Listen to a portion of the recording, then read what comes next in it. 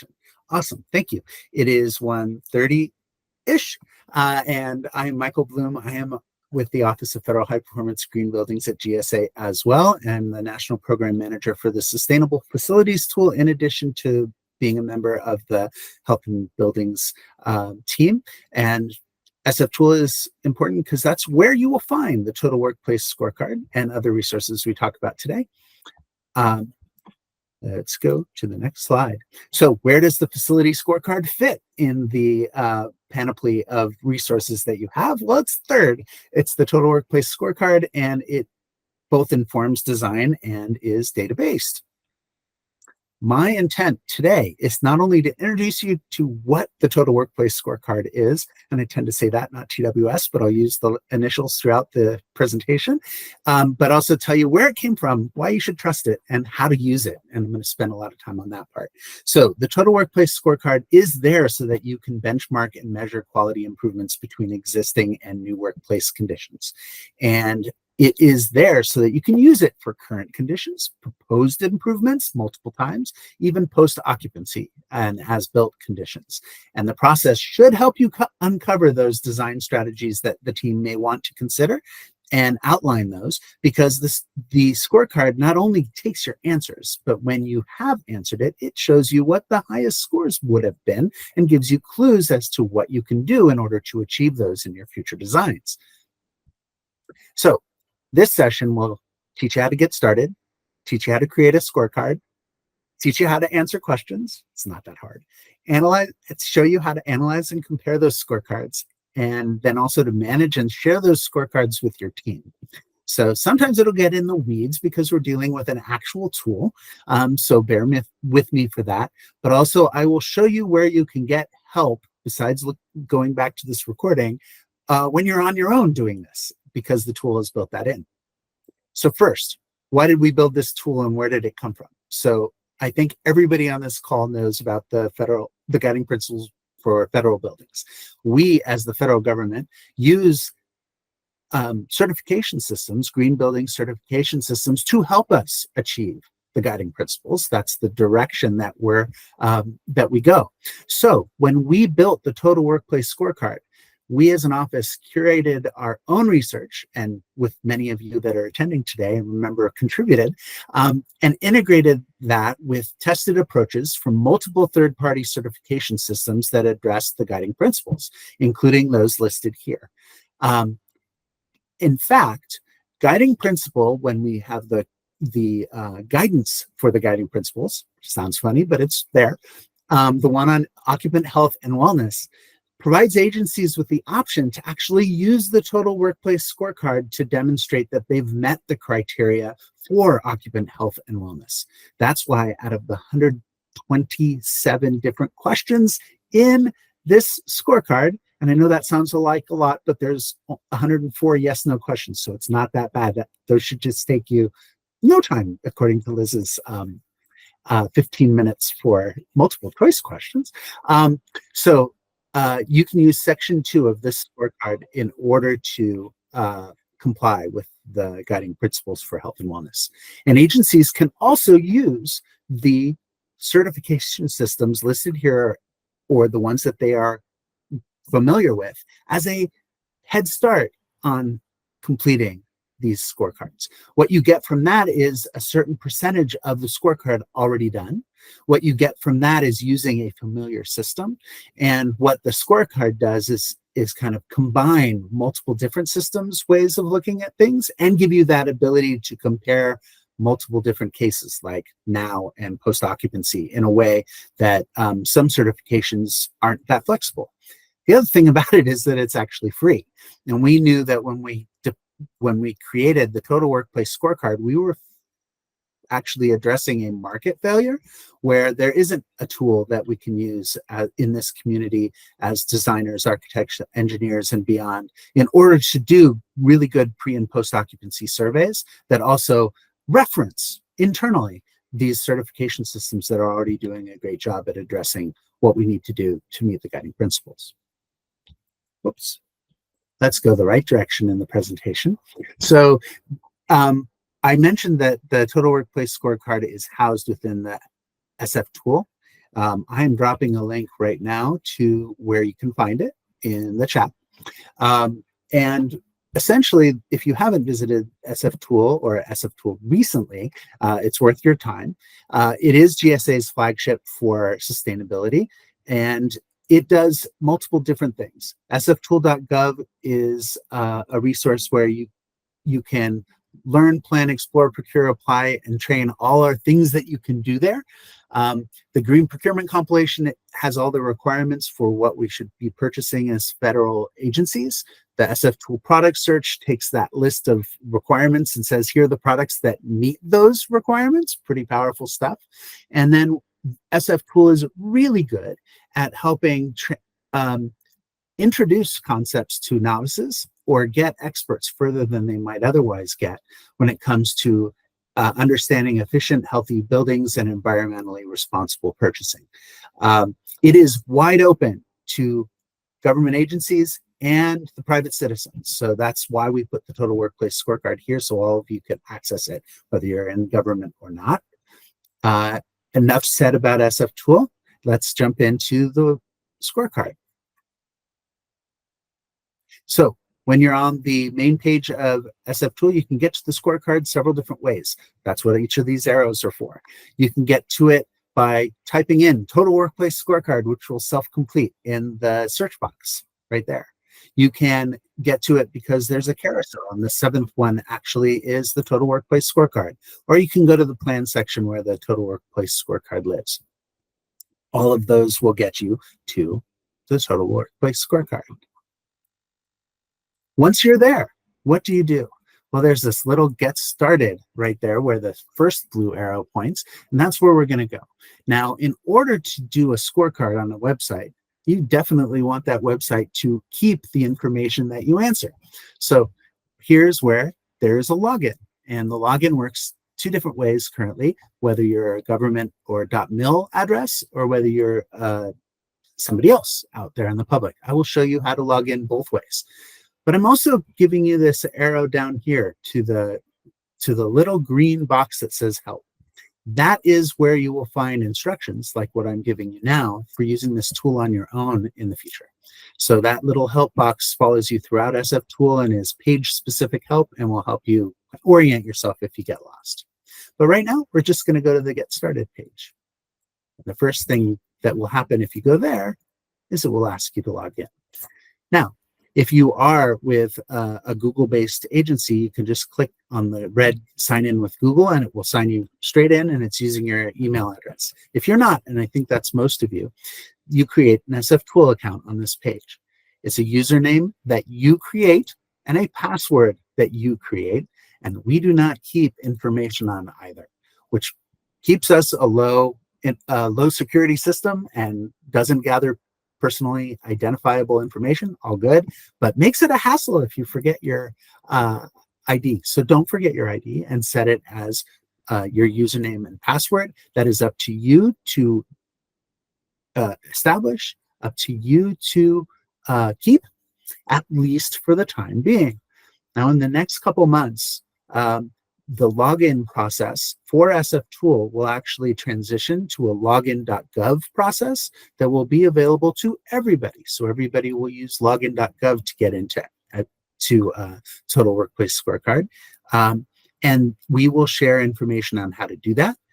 And at that time, if you've created your own username and password previously, like in this page, we will provide a crosswalk so that you can connect to the information that's already on our system.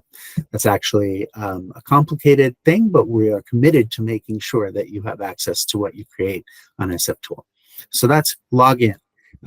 Look at that page. It will provide a banner and information if and when anything changes for you. Okay. Once you are at the Get Started page, this is what it looks like. Notice on the right-hand side that we have several different categories. I'm going to walk us through all of those. So completing and viewing a scorecard, creating a new scorecard, cloning a scorecard, which is awesome when you want to compare it to future states, managing scorecards, that's sharing them with other members of a team, viewing the scorecard result, kind of important, printing a blank scorecard, not a beautiful thing because it's in an Excel format, but a useful thing as well, generating a scorecard report and comparing scorecards to one another. I will cover all of those in turn. So the first thing, completing a new scorecard. The first thing you need to do is name your scorecard. Now, I've put the instructions underneath the box that you fill in. This is the most important thing to do because you cannot get right because you cannot change the name of your scorecard once it's in the system. You want to give it a unique name. Ideally, you want to name it after the building and the space that you are using the scorecard for. If you are creating a test or practice scorecard, and we definitely encourage that, put test or practice in the front. You can create as many scorecards in the system as you wish. There's not a limit, but we do want to make sure you name them appropriately so we don't have a whole bunch of incomplete scorecards, lost scorecards. Also, you want to remember that the drop downs of you choosing which scorecard you'd like to look at will be in alphabetical order. So naming them in families like JCK building test, JCK building pre-occupancy. Those are great practice. You choose the scorecard template and you want to choose the most recent template. That just means the most recent set of answers and structure. We are on version 2 at the moment. So, and they have a date next to them. It says 2024. So that's what you'd like to choose. Okay, what does it look like once you're there? Well, we have additional instructions on the scorecard page. You see that at the top right. This is what you see there. It lets you know that the scorecard is there for you to answer and how you go about answering the questions. We also tell you what I'm going to tell you in the next few minutes, that you can find user guidance, resource links, and references underneath the yellow band of each question. So there are resources for you. Who should answer this question? And what did that mean per question? So there's the scorecard is resourced so that it gives you per question help. That's the important thing here when it comes to instructions. We also have this note that's in that pink box that says that administratively, for scorecards that are 30% complete or less, we will treat those as draft or practice scorecards when we look at our system to be able to aggregate what kinds of answers we're getting in general across multiple scorecards. So we remove them from the study if they're less than 30% complete. Okay, so what is in the scorecard? I mentioned the number of questions already, but the structure of the scorecard is best explained on this slide. What you're seeing on the left-hand side is actually the navigation you get when you're in a scorecard that you completed. The view instructions I already covered. There are 5 different category headings: engagement, health, comfort, performance, which is the largest by far section, workspace, flexibility, equity, and mobility, sense of place, and then extra credit. Anything you see here that's in green is the amount of points that your particular space has scored in that category. You notice under the next to engagement here, it says 6 out of 10 points, or 29.38 out of 50 points in the health and comfort performance section. That's the score of the particular space you're evaluating. The blue stuff are all links to jump to those particular categories. So you can see what questions are coming up. You can also go to the space where you last finished filling out the scorecard. The red stuff is what percentage complete are you in filling out the questions in that section. So anything with 100%, you've finished answering the questions there. You haven't scored 100%. Those scores are green. The red shows you what percentage you're complete. And if it's white, it shows you that you're in progress, like that section 3.3 on diversity, equity, and inclusion, which is at 92% in the middle of this example. Hopefully that's clear. The other thing you'll notice is that this particular sample scored a 69.98 out of 100. Is that good? Is that bad? That's not how we figure out what a scorecard means. The score matters because it shows you how much from a getting everything 100% is. That's always been a conceit of the scorecard. But really what you're doing is you're comparing options, the current state versus the future state. How much improvement do you see within the scorecards you have done for your spaces? And that's the key to doing pre and post occupancy surveys, is not just benchmarking against others, which is possible, but what this is really invented for is to benchmark against yourself and its own space. Next is showing you what a specific question in section 2.1 of air quality looks like. So here you see question 8, simple yes or no question. Are outdoor filters used are MERV 13 or higher, or the designer provides a calculation showing lower MERV filters are sufficient given local air quality conditions? There's a space for you to click the radio button, yes, no. There's a space for notes, and there's also a space for images below.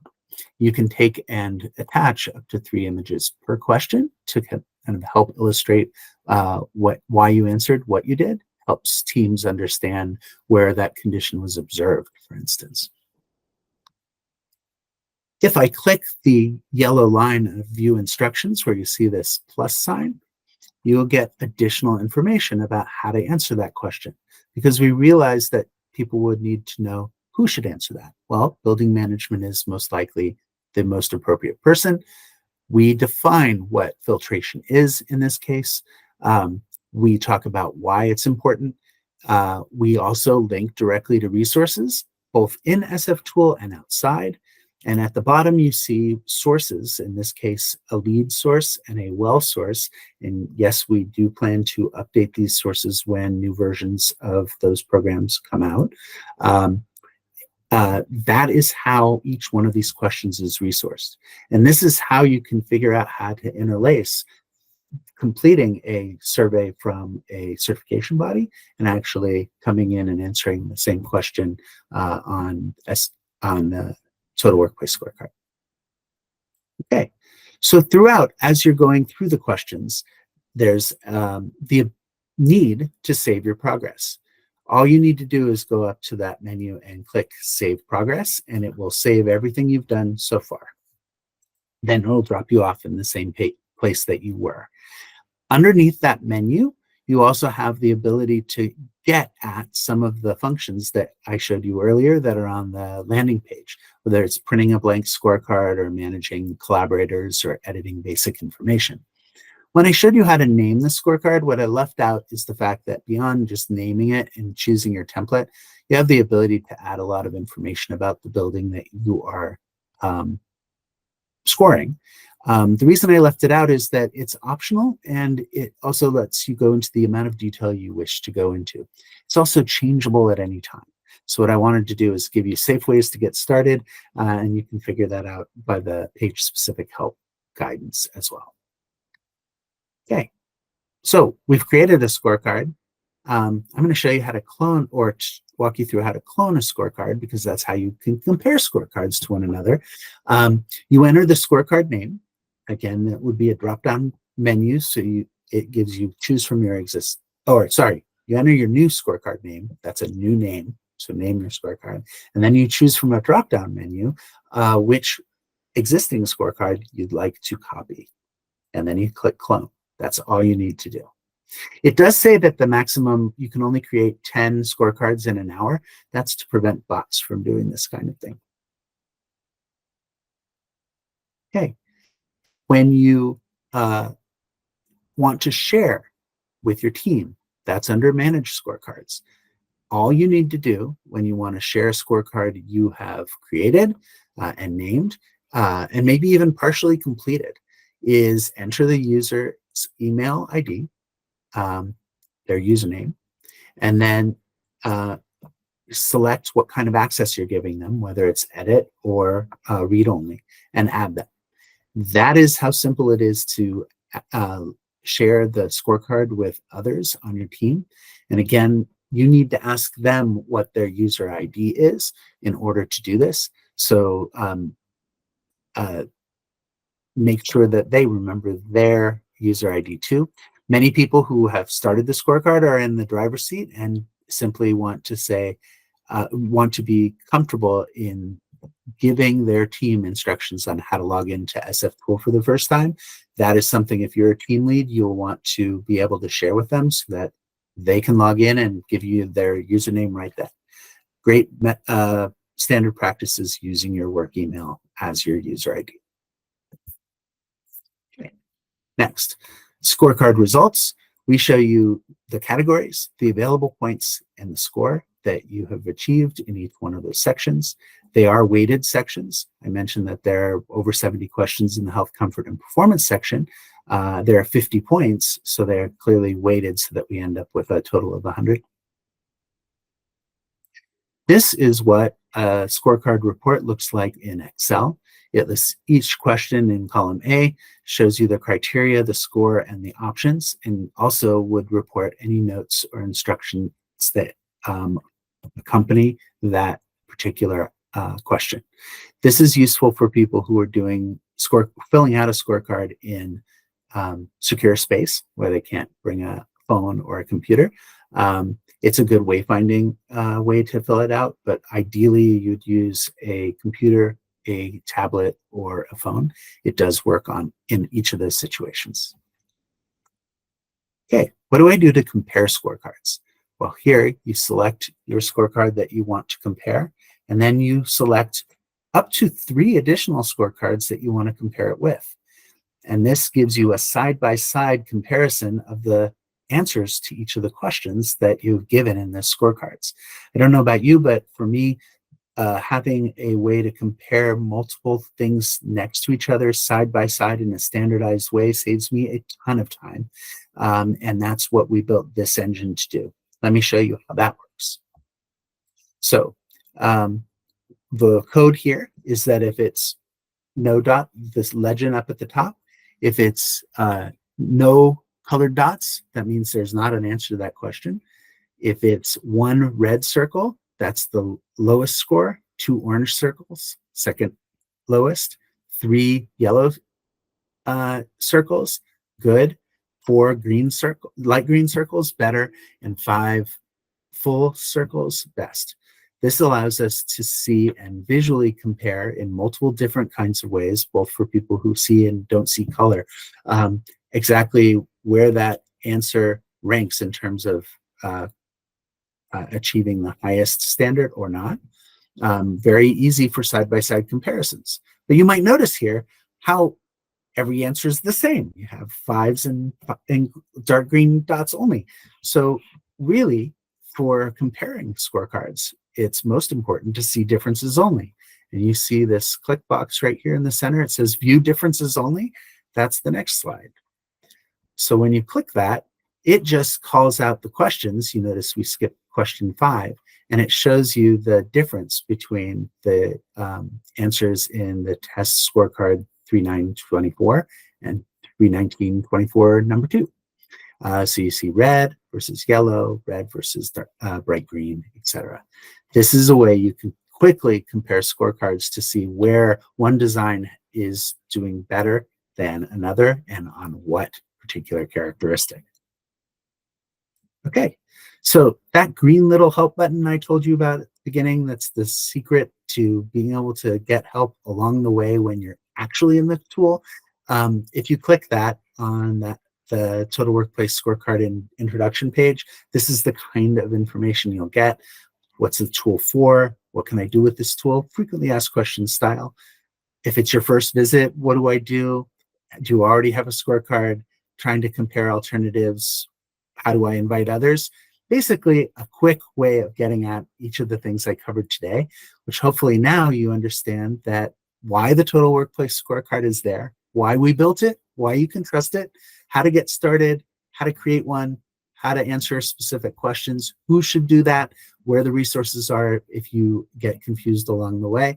And you also have our points of contact so that if you need us to help you or to do a training of a smaller team not assembled here today, we're more than happy to do so. And I always do trainings on SF Tool writ large as well. So thank you. Thanks, Michael. So I did want to give people a chance to ask questions about SF Tool and the Total Workplace Scorecard. If there's anyone out there that wants to either type it in the chat or just come off mute and ask a question, that would be great. While we're waiting for that, I also wanted to mention that there are several items dropped in the chat. Hopefully you guys are able to see that and cut and paste them so that you have them. Trying to think, Michael, if I have a question. No? Okay. I just want to point out again that the tool is fully accessible by people inside and outside of government. So if it's a private sector building that wants to use a pre-occupancy, post-occupancy tool, just as useful there as it is in government. Oh, I remember one thing that I remember working with you on a project, Michael, and that was we already had a Fitwell scorecard for a building, and you showed me how you could find the Fitwell questions and go ahead and apply those scores within the scorecard. Right. Yeah. It was actually doable because we used the find function, the Control F alone, and because each one of the questions that references Fitwell is noted that way, we were able to find each one and then do a crosswalk between the questions we had in front of us from the Fitwell scorecard and total scorecard. Great. So I see that Jonathan also has his hand up. Jonathan? Yeah, I just had a comment, Michael. I know a couple of years ago we used the scorecard actually in a design charrette, and it was over a 2 or 3 day period. And so the scorecard, you know, we did it at the very beginning, got the score. It showed kind of where the gaps were. And so it really guided the charrette. Then the next day, after, you know, 1 day of collaborating and coming up with new ideas, again, we did the scorecard. And things, you know, the score of the scorecard actually grew exponentially over that 3 day period. So it's really a great tool to kind of create conversations and to really inform the design team on the different assets that can be managed and improved upon. Also, the scorecard is not meant to be punitive. It's there, you know, you might score a whopping 15 points, you know, the first time. But then as you go along, it invariably will increase in percentage of score. The goal is not to get 100%. It's not a school exam or anything like that. Actually, you know, in some cases going from like a score of 20 to like a score of 60 is huge. And so it's all relative to itself. So, and also the score of one building or one project doesn't necessarily telegraph over to another project. You know, I mean, it's hard to really compare apples to oranges here. And you can try to do that. I'm not saying you can't. But it's really the scorecard is unto itself for each project. So we've, in the Center for Workplace Strategy, we've used it on several occasions to really kind of inform the process, inform the strategies that then get kind of rolled out in design. So just wanted to pass that on. So I wanted to mention one other thing, and we've talked about this before also, Michael, is the scorecard is in different sections. So like there's comfort, there was, I don't have them memorized, but the various sections that the scorecard has. And, you know, at the beginning of my conversation, this right at the top of the hour, we were talking about what are the things you're trying to achieve? What do the occupant surveys say? And for example, if your occupant survey said, oh, we're having a real problem with health and comfort, then you might say, okay, let's use the scorecard, let's use the total workplace scorecard, but let's really focus on improving our score in health, comfort, and performance. So that's a way that these things can be used together. I don't know, Michael, if you had more to say about that.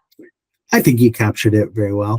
The thing is also the scorecard is meant to go in and out of very easily. So if you don't know the answer, at least you know what question to ask.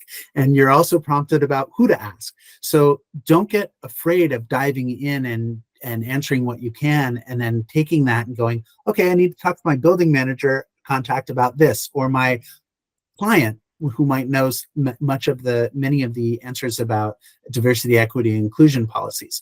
So it's really meant to just dip in and out of, to then coordinate over time to get everybody to help you answer these questions.